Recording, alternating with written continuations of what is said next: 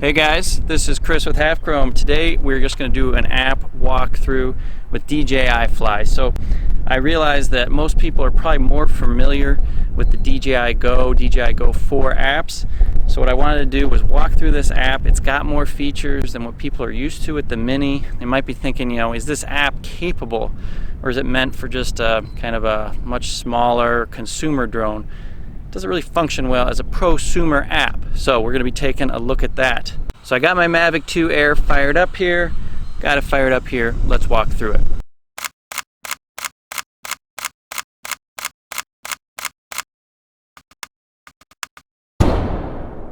Alright, so I'm going to start just going through the camera menu. This is much easier to navigate than the DJI Go 4 app in my opinion, so let's get to it. So first off, we got over here on the right, we've got photo, video, quick shot, hyperlapse, and pano. So those are our main ways of just capturing video in this drone. Let's walk through photo first. So you see I got it over on AEB, that's auto exposure bracketing. Going to get 5 or 3 different exposures if you want to create your own HDR images, or if you just don't want to miss the exposure, if you don't quite trust the settings. But we found the auto exposure to be pretty good so far. So you have the AEB, and walk it up from the bottom. You got Smart. What is Smart? So what Smart is, it's hyper light at night, it's HDR in extreme lighting situations. It'll pretty much just give you a regular old picture in normal lighting situations. So we found that to be quite good. 48 megapixel. As you can see, you're going to probably want to stick this in ideal lighting conditions, and they actually tell you that in their information. It's an ideal lighting conditions mode. 48 megapixel will look pretty dark, if there's not really good lighting. So then you got single photo, that's a regular old picture, so easy enough. So let's go over the video modes. So you got normal, let's start up here at 4K. As you can see, we can go up to 60 frames per second, so that's new. 2.7K, also 60 frames per second, maxed out. Every stuff goes down to 24. We got 1080, and that says 60 frames a second, but that's not quite true. If you want to do better than that, you click on the slow-mo button. There you have access to 120 to 240 frames per second. So the bit rates are limited to around 120. Most of the video modes I've been seeing are around 100, 110 in my recorded videos. So 240, that might start to get a little grainy on you. All right, let's go into HDR. So HDR, all of the different resolutions are available at 30 frames per second.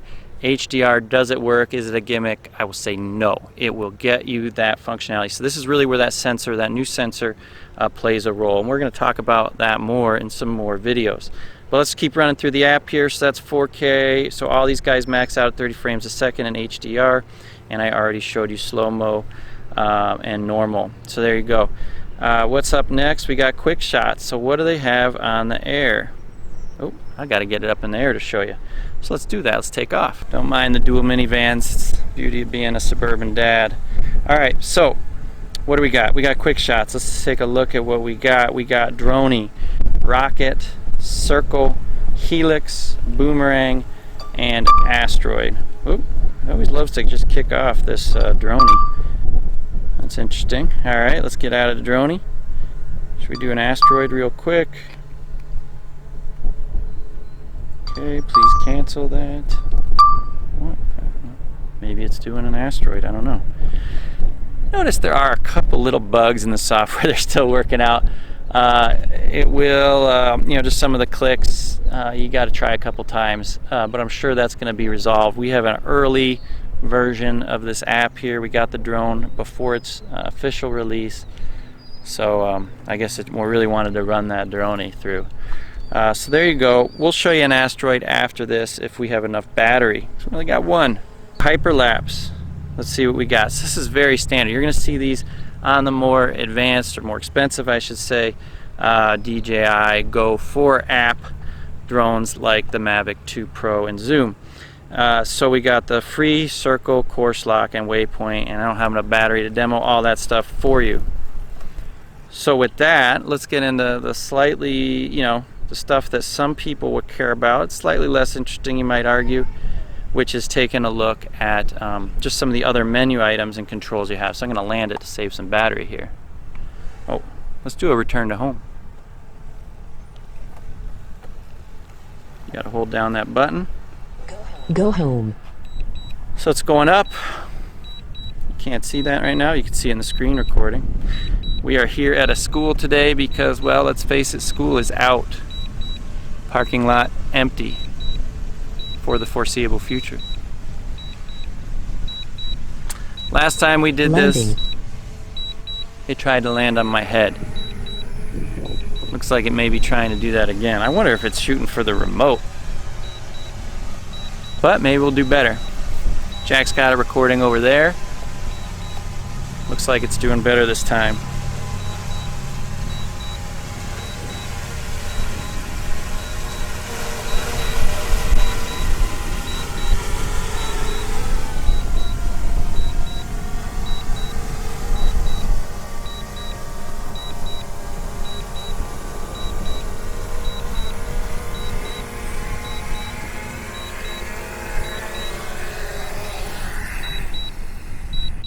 That's pretty much dead nuts. Alright, we got it back, safe and sound, landed right on the target.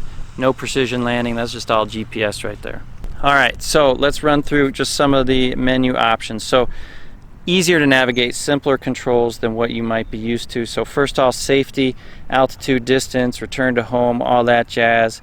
Return to home point, you can update it. Obstacle detection and APAS, you can turn those on and off here. So there isn't a single button on the screen that I've seen, but it's just one click away and a little scroll to get that turned on and off. Compass, IMU calibration stuff, auxiliary LED. So you can also get to that with a double click. So you'll see in the settings, so I can turn that on with a double click, turn it off. And a single click is going to move my gimbal up and down. So let's see here, advanced safety settings, return to home, descend, hover. You can kind of customize some of this stuff, how to power things off and on. Alright, we have a Find My Drone feature, which is pretty neat. It says how long the drone's been missing. Maybe you need to do a landing, you run out of battery. That's going to help you out. And remote ID. So here we have a couple things that keep turning themselves on, I've noticed, as I turn them off. So UUID and identification and flight information, which I'm going to turn both those off. And hiding down at the bottom there, you'll have to scroll down, is the apply. If you're in the air, it won't let you do it. So remember to do this before takeoff if you want to change those settings. Actually, that may be why it wasn't locking before, is it never actually did it. So let's see, that's a remote ID, so that's interesting. Control, we could change our units here. We changed them to feet, which is imperial, which sounds very imperial. Gimbal mode, FPV, if you want to play around with that. Allow gimbal upward rotation. So this guy's got maybe almost or about the same gimbal lookup angle as the Mavic 2 series drones. So I like leaving that on. It will kick back on you if you're flying really fast, but I like being able to look up a little bit if I need to. Phone charging, I mean, that's huge, being able to, I just felt it vibrate, so it's charging my phone now. That one always turns itself off too, so if you're low on battery on your phone, make sure you go in before you take off, turn that on. Stick mode 2, that's the default, that's how we like to fly. Here's where you can set up the function button. We've gotten rid of some of these function buttons on the back, and we're limited. We've got a camera and a video button, gimbal control there, and then this single function here, which is a tap or a double tap. And that's set up to recenter the gimbal as I showed you, or double tap for the LED. And we can watch flight tutorials if we want to. So camera, here's where you're going to change, JPEG or JPEG plus RAW, the aspect ratio of your photos, histogram on and off. I'm going to pop that off. You see it disappeared. Overexposure warning, I'll turn that on. I don't really like it, but you get your zebra stripes there. Grid, I like leaving that on so I can do my rule of thirds stuff. And let's see, audio sync HD photos, turn that off, and cache while recording. So you save some video real time there. Transmission, that's pretty standard, what you're used to seeing. And about, you can do your firmware updates and all that jazz from here. So there you go. That is everything on the app. We're going to try out some of these active track and spotlight modes now.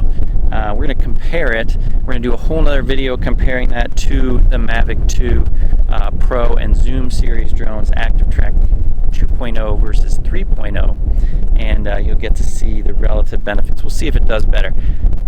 If you've flown these, you know active track 2.0 not always the best. So we're going to see if we can do better with 3.0.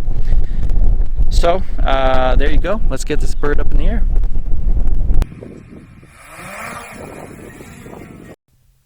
All right, so it's my turn to fly. I'm going to pry this out of Chris's hands, and I want to tell you a little bit about active track or following features with this drone. Now, to get it started, you tap on the screen, you draw a little box around your subject, and then you get options. You have basically 3 options, and I'm going to walk you through them from left to right, right? The spotlight is the one on the left. That's the brackets with the little dot in the center.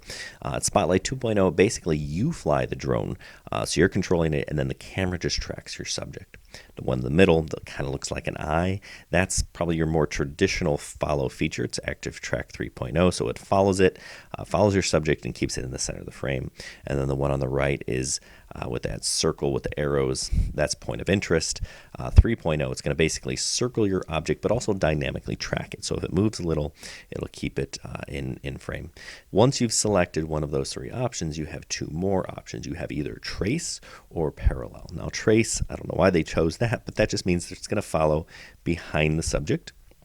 And then parallel, it's going to follow the subject on the side more or less. Now, parallel isn't quite as parallel as maybe you would like it to be because there's no side obstacle avoidance on the Mavic Air 2. So we will dive deeper into the active track and some of the features with that and comparisons on the Mavic 2 series in another video. We've got a ton of Mavic Air videos. Make sure you check out our playlist, range tests, flight tests, camera tests, HDR, and more. Here's that asteroid we took earlier. Hey, if this was helpful, make sure you give us a thumbs up, subscribe to the channel. We'd love to see you back here. Leave us a comment if you have questions, and don't forget to use those affiliate links if you're looking to purchase a Mavic Air 2. Hey, thanks for watching. Good luck and happy flying.